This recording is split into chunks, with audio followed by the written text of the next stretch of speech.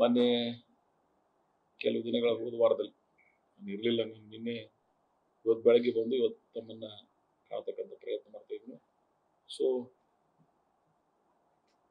ಈ ಕರ್ನಾಟಕ ಸರ್ಕಾರದಲ್ಲಿ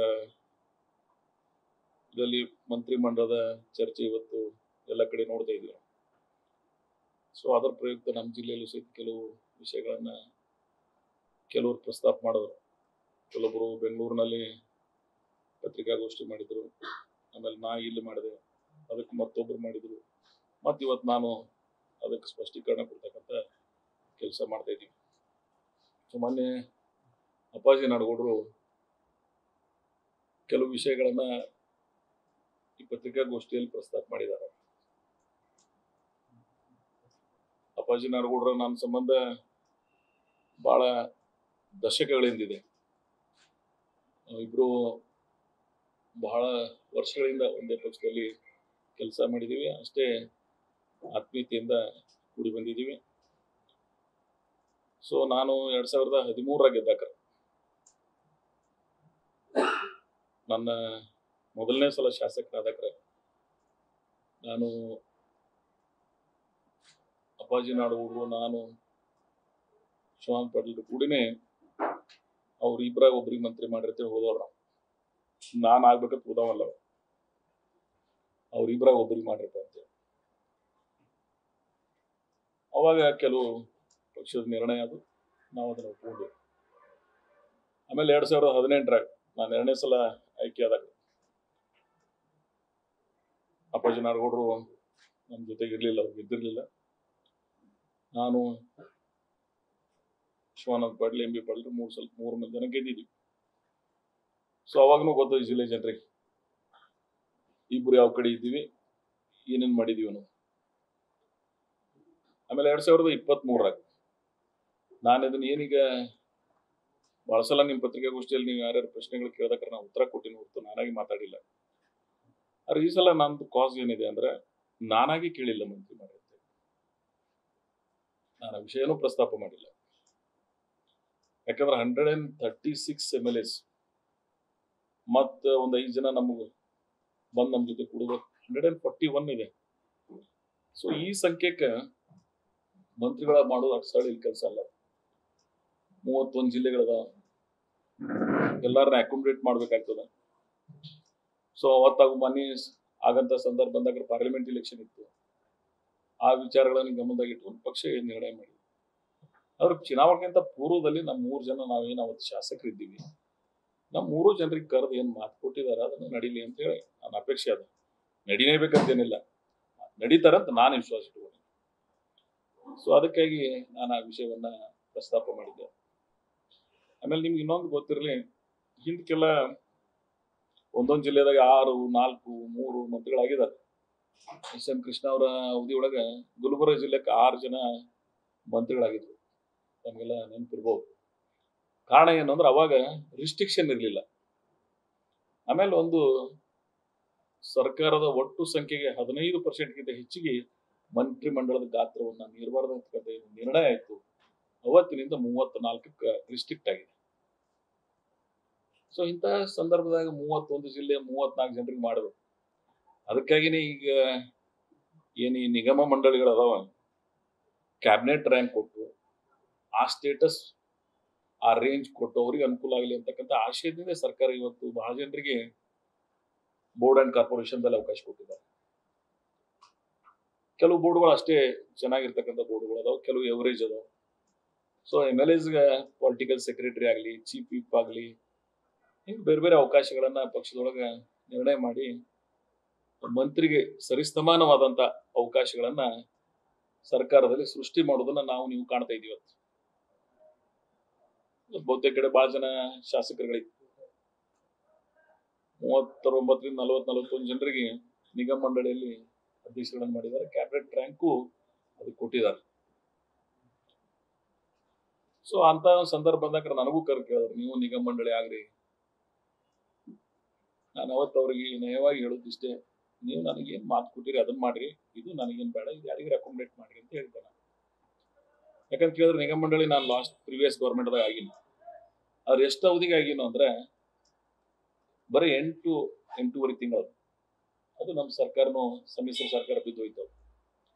ಕಾರಣ ಏನಂದ್ರೆ ಆ 8.5 ತಿಂಗಳದಾಗ ನಾನು ಆಫೀಸ್ ನೋಡ್ಕೊಂಡದ್ 3.5-4 ತಿಂಗಳು. ಯಾಕಂದ್ರೆ ಪಾರ್ಲಿಮೆಂಟ್ ಇಲೆಕ್ಷನ್ ಬಂತು 2019. ಸೊ ಹಿಂಗಾಗಿ ನನಗೆ one of the best board no doubt ಅಂತ ಒಂದು 10 ಬೋರ್ಡ್ ಅದ. ಅದರಲ್ಲಿ ಕರ್ನಾಟಕ ಅರ್ಧ ನೋಟ ಬೋರ್ಡು ಒಳ್ಳೆ ಬೋರ್ಡ್ ಇತ್ತು. ಸೊ ಆ ಕೆಲಸ ನಾವು ಮಾಡ್ತಕ್ಕಂಥ ಪ್ರಯತ್ನ ಮಾಡಿದ್ವಿ. ಅದಕ್ಕೆ ಅಪ್ಪಾಜಿ ನಾಡಗೌಡರು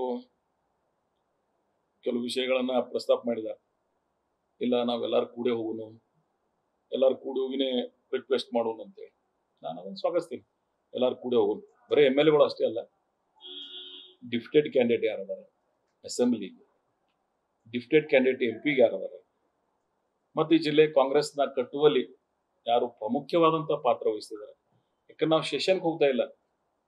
ಈ ಜಿಲ್ಲೆ ಕಾಂಗ್ರೆಸ್ ಅನ್ನ ಕಟ್ಟಿ ನಾವೆಲ್ಲರೂ ಗೆದಿಬೇಕಾದ್ರೆ ಯಾರ್ಯಾರು ಶ್ರಮ ವಹಿಸಿದ್ದಾರೆ, ಯಾರು ಪಕ್ಷಕ್ಕಾಗಿ ಇಡೀ ಜೀವನವನ್ನ ತ್ಯಾಗ ಮಾಡಿದ್ದಾರೆ ಅಂತ ಪ್ರಬುದ್ಧರನ್ನ ಎಲ್ಲರೂ ಕರ್ಕೊಂಡು ಹೋಗಿ ಪಕ್ಷಕ್ಕೆ ಕಟ್ಟೋಣ. ಯಾಕಂದ್ರೆ ನಮ್ಗೆ 2028 ಎಲೆಕ್ಷನ್ ಅದ. ನಮ್ಮ 2.5 ವರ್ಷದ ನಂತರ ಮತ್ತೆ ನಾವೆಲ್ಲರೂ ಕೂಡ ಚುನಾವಣೆಗೆ ಹೋಗ್ಬೇಕಾಗ್ತದೆ. ಸೊ ಅಂತ ದೃಷ್ಟಿ ಇಟ್ಟುಕೊಂಡು ಮುಂದಿನ ಚುನಾವಣೆಗಳಿಗೆ ಯಾರು ಇಡೀ ಜಿಲ್ಲೆಯಲ್ಲಿ ಕಾಂಗ್ರೆಸ್ ಸಂಘಟನೆ ಮಾಡ್ಲಿಕ್ಕೆ ಮತ್ತು ರಾಜ್ಯದಲ್ಲಿ ಅನುಕೂಲ ಆಗ್ತಕ್ಕಂಥ ಒಂದು ವಾತಾವರಣ ನಿರ್ಮಾಣ ಮಾಡ್ಲಿಕ್ಕೆ ನಾವೆಲ್ಲರೂ ಕೂಡ ಹೋಗೋದು. ನಂದೇ ನಿರ್ಣಯ ಮಾತೇ ಇಲ್ಲ. ಯಾಕಂದ್ರೆ ನಾವೆಲ್ಲ ಆ ಹಿನ್ನೆಲೆಯನ್ನು ಬಂದಿದ್ದೀವಿ. ನಾನು ಯಾವ ಕುಟುಂಬದಾಗ ಹುಟ್ಟಿನೋ, ನಾನು ಹುಟ್ಟಕ್ಕಿಂತ ಪೂರ್ವದೊಳಗೆ ನಮ್ಮ ಜಮೀನು ಮತ್ತು ನಮ್ಮ ಒಡೆ ಮಠಕ್ಕೆ ಕೊಟ್ಟೊಳಗೆ ಹುಟ್ಟಿನ ದಾನ ಮಾಡ್ಬೇಕು. ಸೊ ದಾನ ಧರ್ಮ ಆ ಹಿನ್ನೆಲೆ ನನ್ನ ಕುಟುಂಬಕ್ಕದ. ಅದು ಶಾಪಗ್ರಸ್ತ ಆಗ್ಯದ ಅಂತ ಹೇಳಕ್ಕಂತ ಭಾವನೆ ನನ್ನ ಜನರಲ್ಲದ, ನಮ್ಮ ಕಾರ್ಯಕರ್ತರಲ್ಲದ, ನಮ್ಮ ಮುಖಂಡರಲ್ಲದ. ನಾನು ಅದಕ್ಕೆ ಕೇಳ್ತಾ ಇದ್ದೀನಿ. ನಾನು 2013 ಗೆದ್ದೊಳಗೆ ಹೋಗಿ ಕೇಳಿದಂದ್ರೆ ನಾನು ಆಸೆ ಪಟ್ಟಂಗೆ ಆಗ್ತದೆ. ನಂದು ಜಿಲ್ಲೆ ಒಳಗೆ ನಿಮಗೆ ಒಬ್ಬರಿಗೆ 3 ಸಲ ಅವಕಾಶ ಸಿಕ್ಕದ.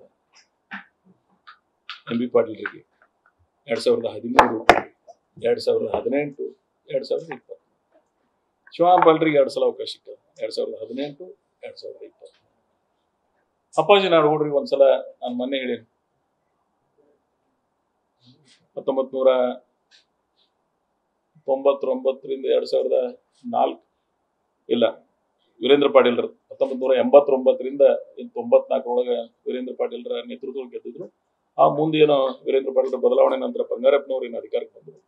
ಅವಾಗ ನಾಡಗೌಡ್ರನ್ನಾಗ್ಲಿ ಉಸ್ತಾದವ್ರನ್ನಾಗ್ಲಿ ಮಂತ್ರಿಮಂಡಲದಾಗಿದ್ರು. ಮುಂದೆ ಸಾಮಾನ್ಯ ವೀರಪ್ಪ ಮೊಯ್ಲಿಯವರು ಮುಖ್ಯಮಂತ್ರಿಗಳಾದಾಕ್ರ ಮನಗುಳಿ BS ಪಾಟೀಲ್ರು ಮತ್ತು ಸಾಸ್ನೂರು BS ಪಾಟೀಲ್ರನ್ನ ಮಂತ್ರಿಗಳಾಗಿದ್ರು. ಸೊ ಅದನ್ನ ಆ ಹಿನ್ನೆಲೆ ಇಟ್ಕೊಂಡು ನಿಮ್ಮೆಲ್ಲ 3 ಜನರಿಗೆ ಅವಕಾಶ ಸಿಕ್ಕದ, ಒಂದ್ಸಲ ನಮಗೂ ಅವಕಾಶ ಮಾಡಿಕೊಡ್ರಿ ಅಂತಕ್ಕಂಥ ಪ್ರಸ್ತಾವನೆಯನ್ನ ನಾನು ಪಕ್ಷದಲ್ಲಿ ಇಟ್ಟಿನೂ. ನಮ್ಮ ನಾಯಕರುಗಳ ಬಳಿ, ಸನ್ಮಾನ್ಯ ಸಿದ್ದರಾಮಯ್ಯನವರಲ್ಲಿ, DK ಶಿವಕುಮಾರ್ ಅವರ ಹತ್ರ, ಕೇಂದ್ರದ ನಮ್ಮ ನಾಯಕರಾಗಿರ್ತಕ್ಕಂಥ ಸನ್ಮಾನ್ಯ ಮಲ್ಲಿಕಾರ್ಜುನ ಖರ್ಗೆ ಸಾಹೇಬ್ರ ಹತ್ರ, ವೇಣುಗೋಪಾಲ್ ಅವ್ರ ಹತ್ರ, ಸನ್ಮಾನ್ಯ ಸುರ್ಜೇವಾಲ್ ಅವ್ರ ಹತ್ರ ನಾನು ಮನವಿಯನ್ನು ಮಾಡ್ಕೊಂಡಿದ್ದೆ. ಸೊ ರಾಹುಲ್ ಗಾಂಧಿ ಅವ್ರಿಗೂ 2023 ಬಿಫೋರ್ ಎಲೆಕ್ಷನ್ದಾಗ ನಾನು ಭೇಟಿಯಾಗಿ ಅವ್ರಿಗೆ ರಿಕ್ವೆಸ್ಟ್ ಮಾಡ್ಕೊಂಡಿದ್ದೆ.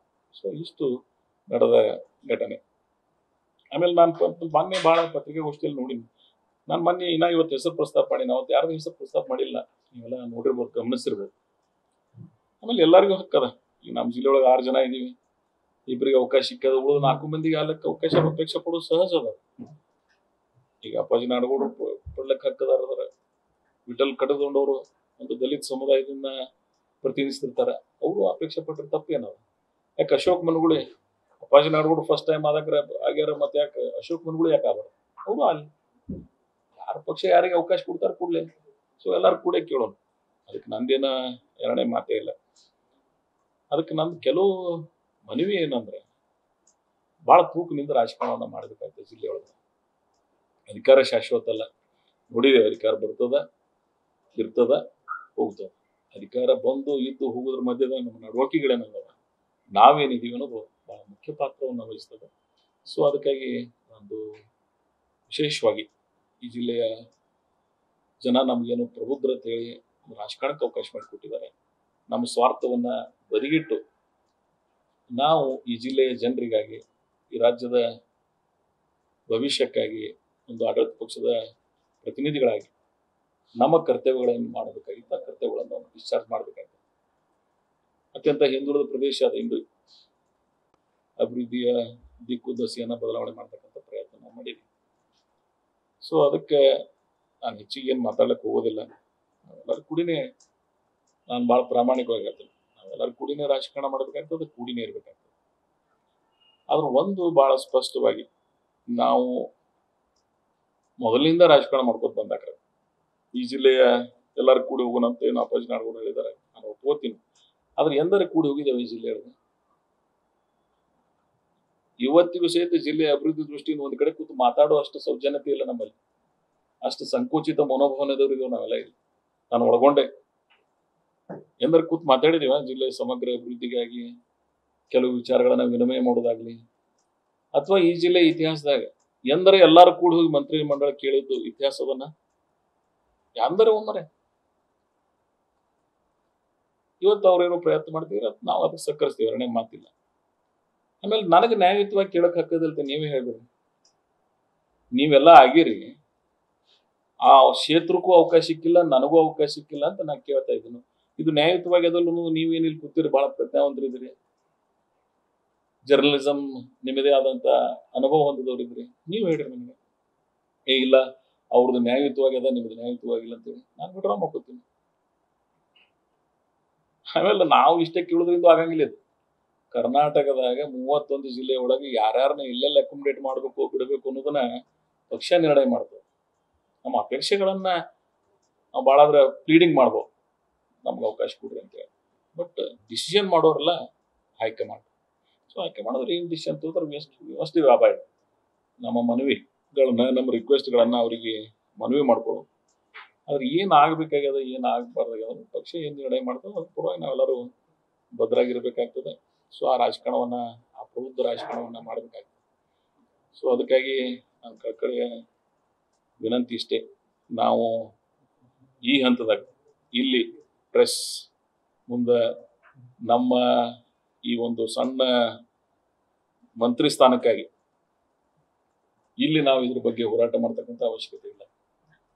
ನಮ್ಮ ಮನವಿ ರಿಕ್ವೆಸ್ಟ್ಗಳನ್ನ ಎಲ್ಲಿ ತಲುಪಿಸ್ಬೇಕಾಗದ, ದೆಹಲಿ ಮತ್ತು ಬೆಂಗಳೂರು, ಅಲ್ಲಿ ರಿಕ್ವೆಸ್ಟ್ ಮಾಡೋಣ. ಅವ್ರು ಪರಿಗಣಿಸಿದ್ರೆ ಯಾರಿಗೆ ಮಾಡಿದ್ರು